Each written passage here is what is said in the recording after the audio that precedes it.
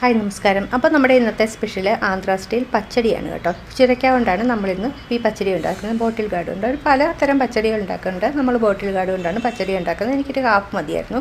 ഞാൻ പകുതി മുറിച്ചെടുത്തിട്ട് ഇതുപോലെ തോലും കുരുമൊക്കെ കളഞ്ഞിട്ടുണ്ട്.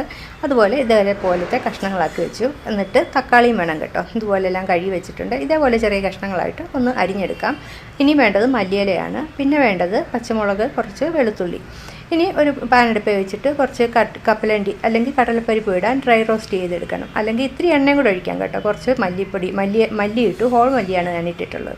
ഞാൻ എണ്ണ ഒഴിക്കാൻ കാരണം ലേശം ഒന്ന് കരിയാൻ തുടങ്ങി. പിന്നെ കുറച്ച് ജീരകം, അത് ഒരു ഹാഫ് ടീസ്പൂണോളം മതി. ഒരു ടീസ്പൂണോളം മല്ലി നമ്മളിട്ട് നന്നായിട്ട് ഫ്രൈ ചെയ്തിട്ടുണ്ട്. അത് നമ്മളെടുത്ത് തണുക്കാനായിട്ട് മാറ്റി വെച്ചിട്ടുണ്ട്. ഇതേ പാനിൽ തന്നെ നമുക്ക് കുറച്ച് എണ്ണ ഉണ്ട്. അതിന് ബാക്കി ഇത്തിരി എണ്ണയും കൂടി വേണമെങ്കിൽ ഒഴിക്കാം. പച്ചമുളകും വെളുത്തുള്ളിയും കൂടി ഇട്ട് നന്നായിട്ട് വറുത്തെടുക്കണം. നല്ല കളർ മാറുന്ന വരെ. അതിലേക്ക് നമ്മൾ ഒരു ആവശ്യത്തിന് പുളിയും കൂടി ചേർക്കാം. നമ്മൾ എത്ര എടുക്കുന്നോ അതിനനുസരിച്ച് വേണം ഈ ഐറ്റംസ് ഒക്കെ എടുക്കാം. ഇത് നന്നായിട്ട് ഫ്രൈ ചെയ്തിട്ടുണ്ട്. ഇത് നമുക്ക് ഇനി ഒരു പാത്രത്തിലേക്ക് മാറ്റി വയ്ക്കാം തണുക്കാനായിട്ട്. ഇതേ പാനിൽ തന്നെ നമുക്ക് ഈ അരിഞ്ഞു വെച്ച ചൊരക്കയും തക്കാളിയും കൂടി ഇട്ട് ഇത്തിരി ഉപ്പും ചേർത്ത് നന്നായിട്ടൊന്ന് വഴറ്റാം. മല്ലിയിലയും കൂടി അതിനകത്ത് ചേർത്ത് കൊടുക്കുക. ഈ തണ്ടൊന്നും കളയണ്ട കേട്ടോ, നല്ല മണമായിരിക്കും. എന്നിട്ട് ഇതേപോലെ ഒന്ന് അടച്ചു വയ്ക്കാം. ഉപ്പും ചേർത്ത് അടച്ചു വയ്ക്കാം. അപ്പോൾ അത് നന്നായിട്ട് ഇതായിക്കോളും.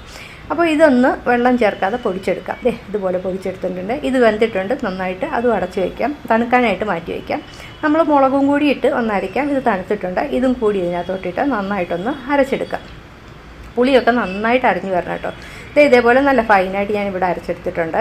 ഇനി കുറച്ച് എണ്ണ ആ പാനിൽ തന്നെ എടുത്താൽ മതി.